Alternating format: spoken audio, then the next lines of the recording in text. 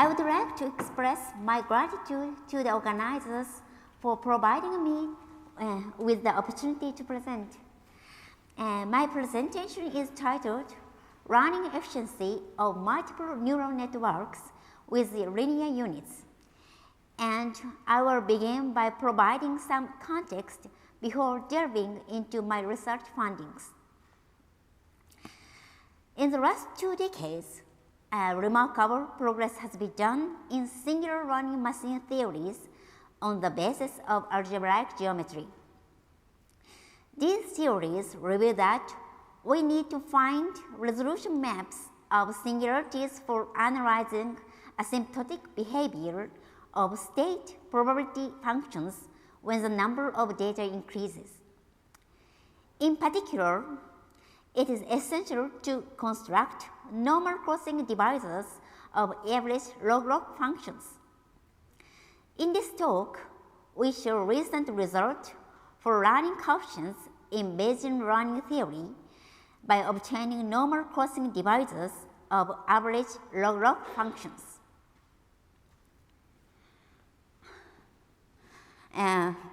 Let x be the random variable and let qx represent the true probability density function. We assume that a set of n training samples are denoted as xn is independently and identically selected from qx. Now we consider a running model P and a priori probability density function phi, where W represents the parameter for running in a compact parameter space. The purpose of the running system is to estimate an unknown true probability density function Q from Xn using P and phi in Bayesian estimation. The aim of this producer is to approximate the true probability density function Q using n training samples Xn with the help of the running model P and the priori probability density function phi. Examples of n training samples Xn can include real data associated with image or speech recognition, among others. Likewise, example of running models encompass reduced rank regression, multi-layer neural networks, normal mixtures, and Boltzmann machine model. The purpose of the posterior probability density function of the parameter W obtained as a conditional probability density function of Xn with a priori probability density function phi and the running model P. The parameter beta is the inverse temperature, which is typically set to 1. We define Zn as follows. Then we have the predictive density function in Bayesian estimations. This component represents the posterior probability density function.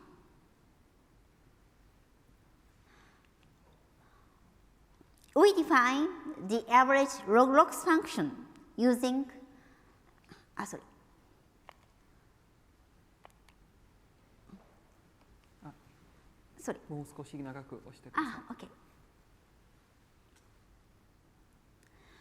using these relations.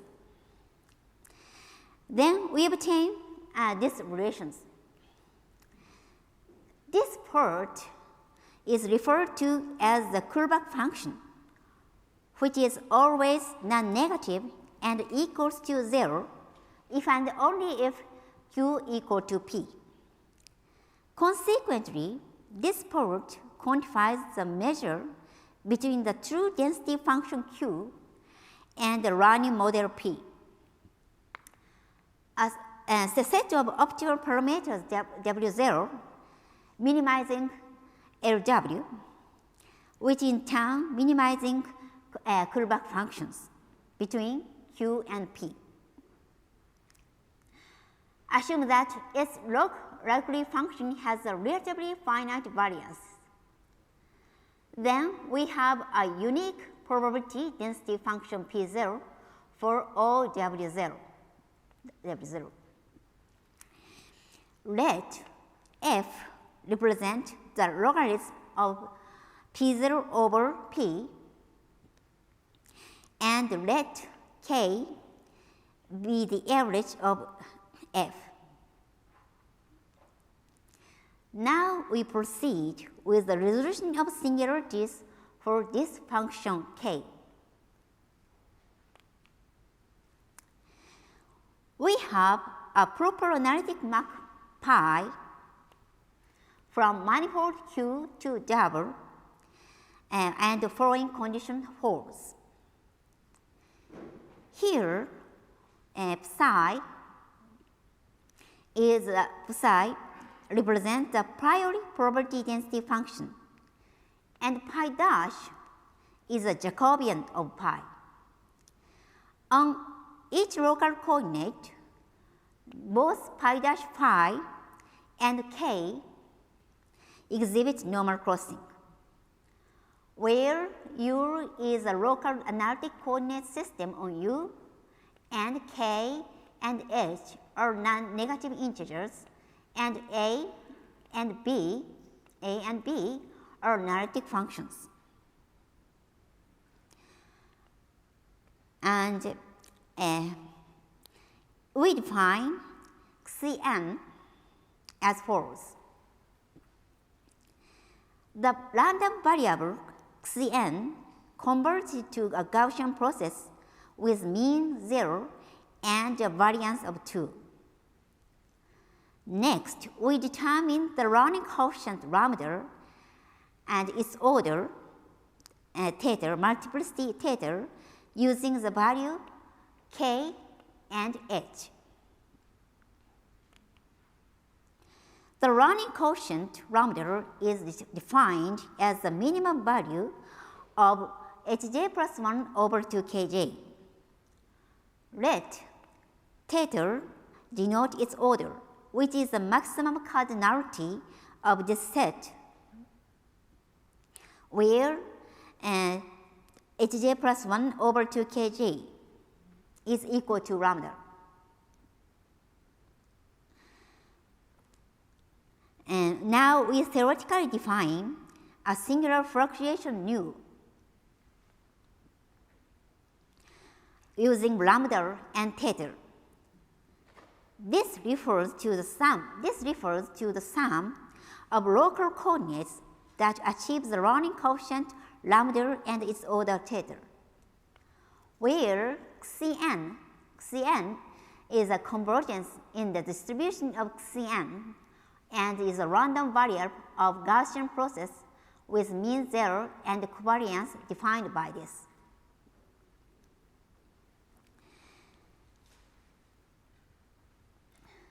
And let Zn be the Bayesian generalization loss. And this part is known as the Bayes generalization error, which measures the Kullback distance between the predictive density function and the true probability density function. It provides insight into how accurately the predictive density function P can approximate the true density function Q. And let Tn be a Bayes training loss. And this part is the Bayesian training error representing the empirical Kullback distance between the predictive density function and the true probability density function. Watanabe proved the following two relations.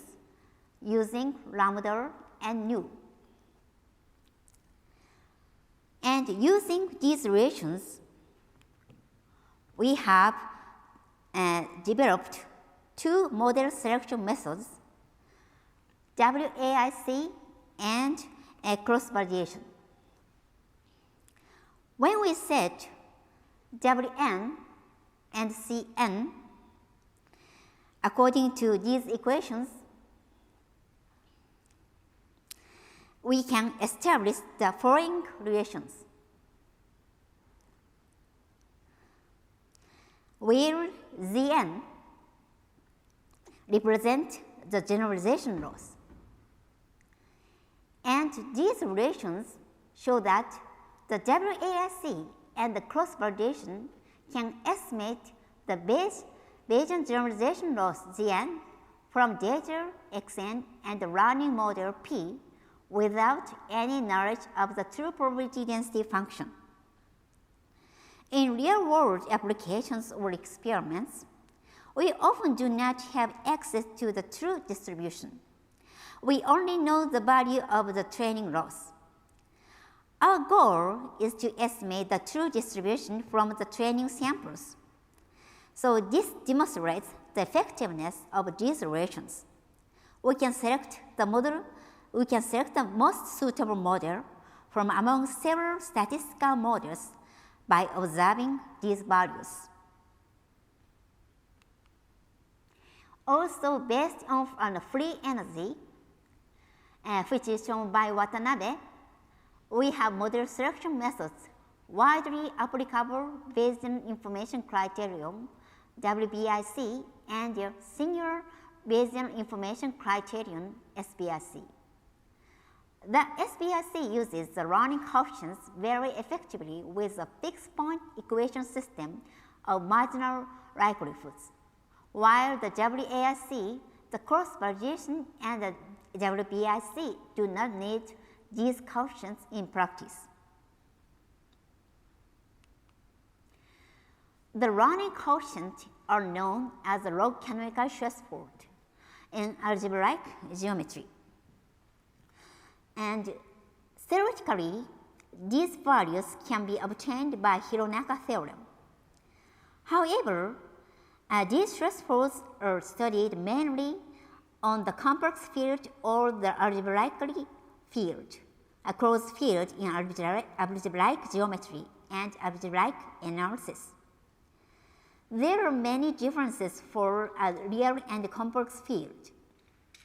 For example, log canonical threshold over the complex field are less than 1, whereas those over the real field are not necessarily so. Also, it is still difficult to obtain these thresholds of running models for several reasons, such as degeneration with respect to their Newton polyhedral and the non-isolation of their singularities. Therefore, it is one of interesting problems even in mathematics to obtain these thresholds.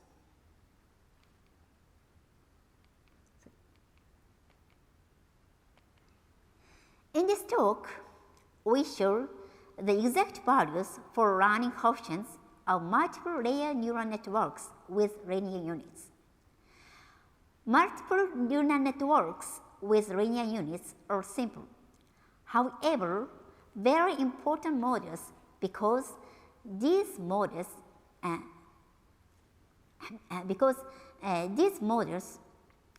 gives the essential information from data of input-output layers. Moreover, these models are very close to multiple layer neural networks with rectified linear units, ReLU. We show the running coefficients of multiple layer neural networks with linear units are bounded even though the number of layers goes to infinity, which means that the main term asymptotic expansion of the free energy and generalization error of singular models are much smaller than the dimension of its parameters.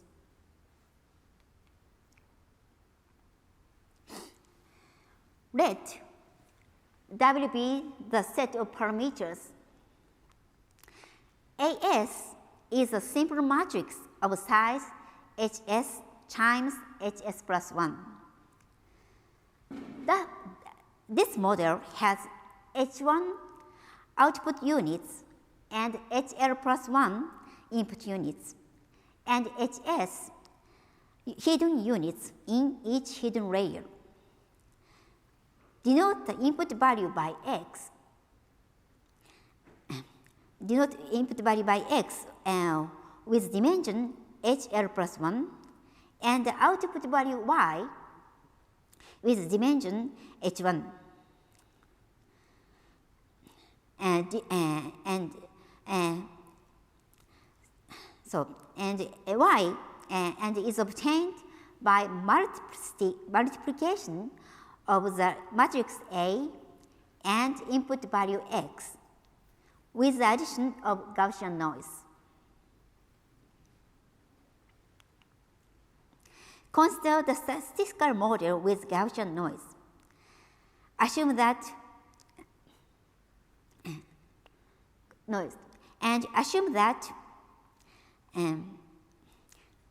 optimal parameters, optimal probability density function for all W0, where W0 is a set of optimal parameters defined using A stars. Let R be the rank of this matrix. Let MS equal to HS minus R. And let MSJ, MS1 and MSJ L plus 1 is a subset of M1 and ML plus 1 that satisfies these conditions. In simple terms, MSJ represents the set of relatively smaller values within MS. Let M be the integer such that this condition holds. And L plus 1 is the number of this sequence, and define A by these equations using MS and M and L.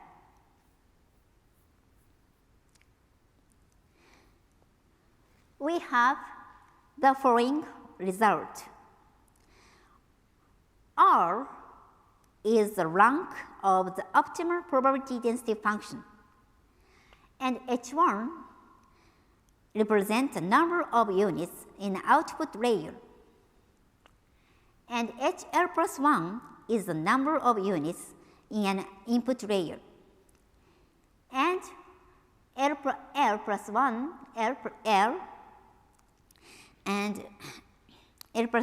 is the cardinality of the number of sequences MS1 and MSL plus 1. And we have the order multiplicity by using A.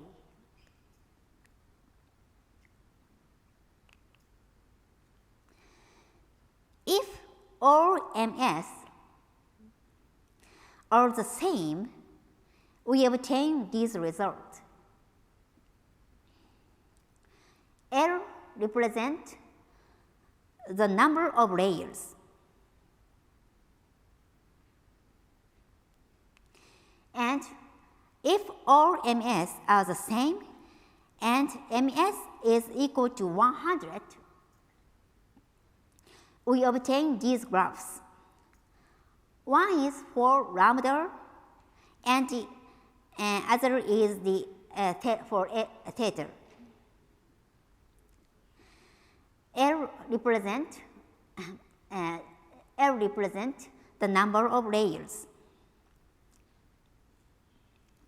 So the main theorems imply that even though model complexities are increased, generalization errors are decreased when the number of layers is increased. This fact seems to be one of the reasons for multiple layer neural networks having better efficiency for running. So, generalization error are measured by the callback distance between the true probability function and the predictive functions, which is equal to lambda over n.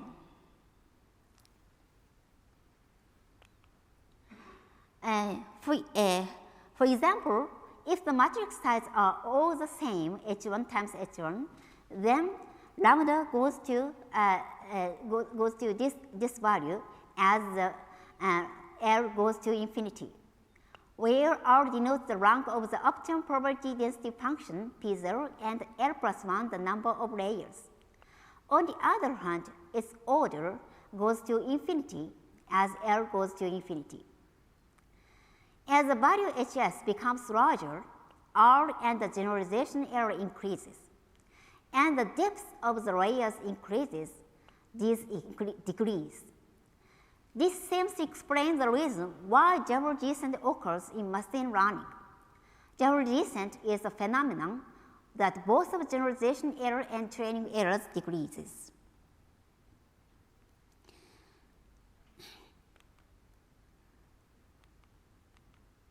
And this is an outline of the proof. But anyway, I stopped here. Thank you very much.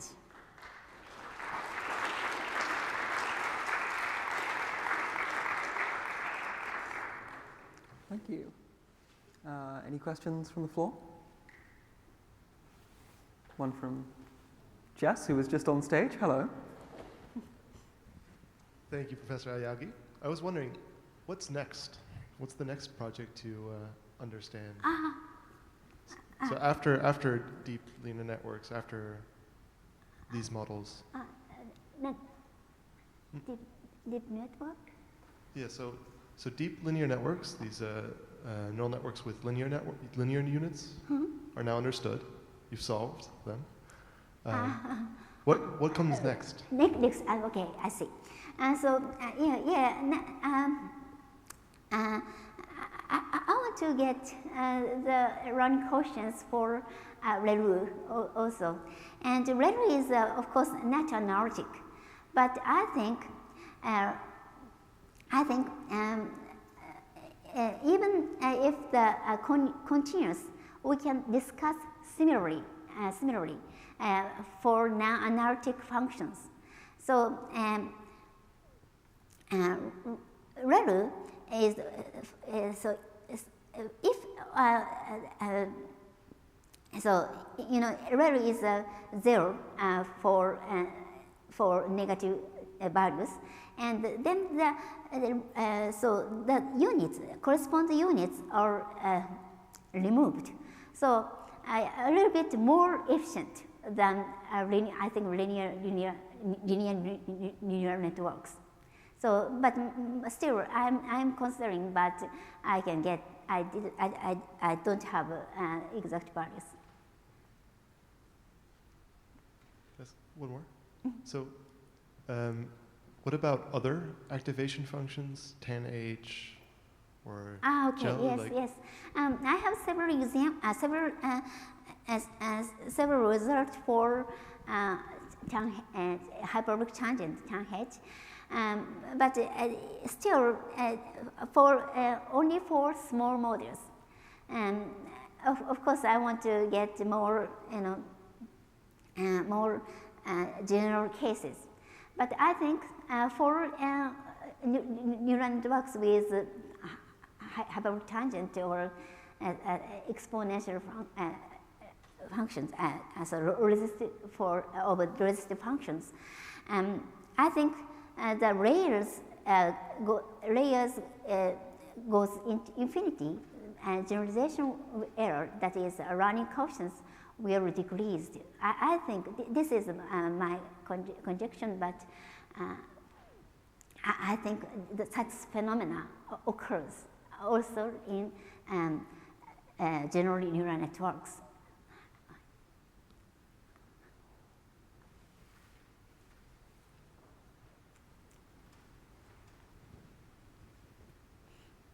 Thank you for your talk.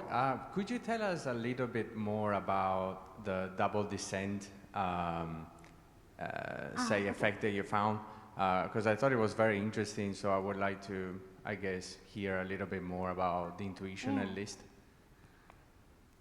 So this curve, so because usually, so model complexities are increased, the generalization, so people thought the generalization errors are increased.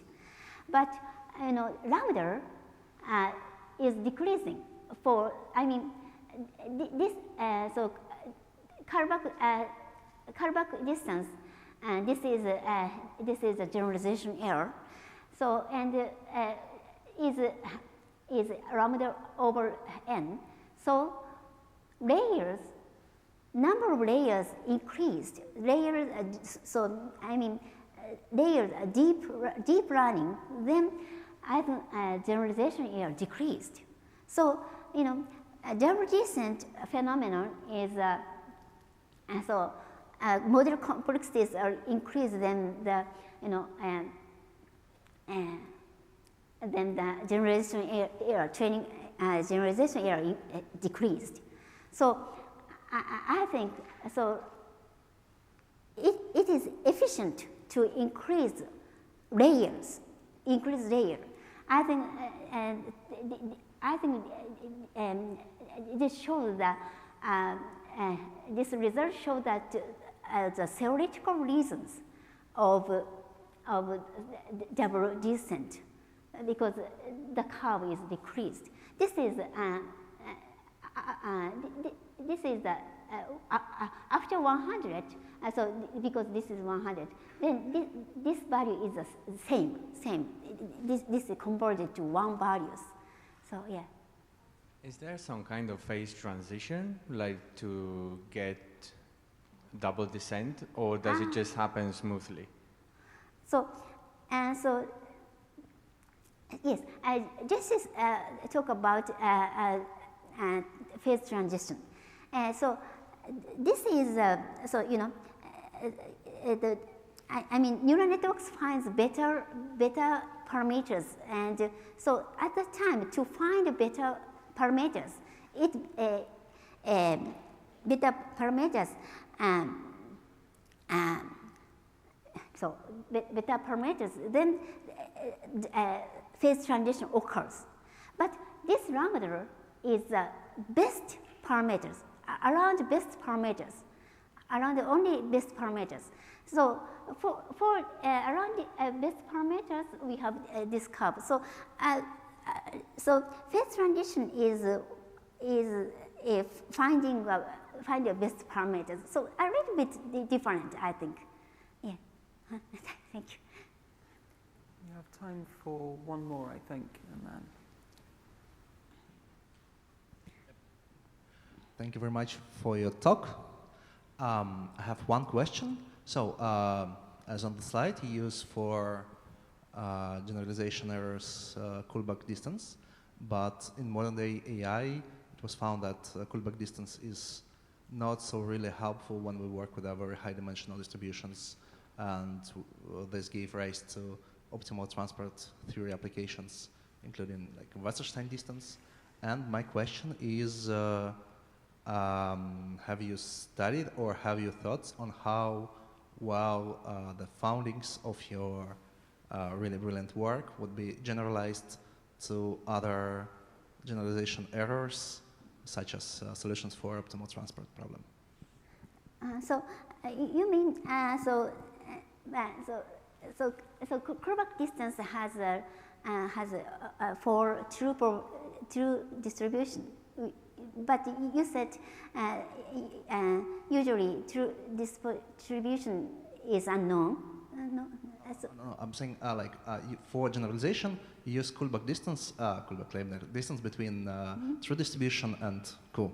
But if we change Kullback distance to some other, let's say, Wasserstein distance or anything else, how well the findings would be generalized to this case? I see. Okay. I see.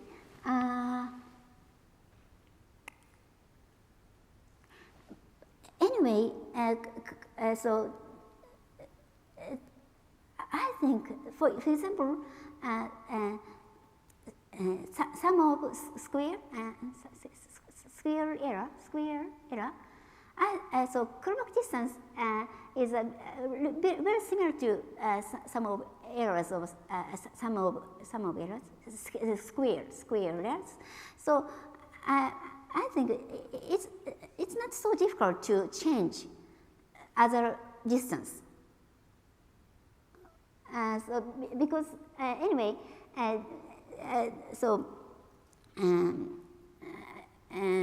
because anyway,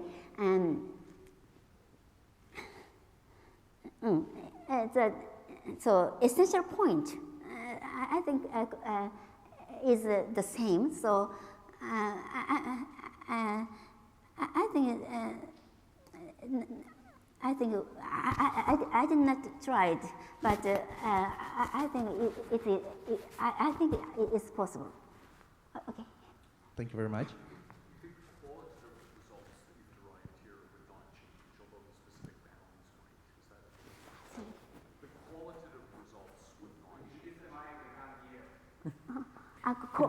Quantity. The qualitative results would not change, is your conjecture. So other distance projection. Changing the distance metric would change. Sorry. If I understand your conjecture, it's that the qualitative results that you've derived would not change with a different distance metric. Yes, maybe. Yes. Okay. Thank you. Thank you, Aoyagi-san. Thank you very much. Thank you very much.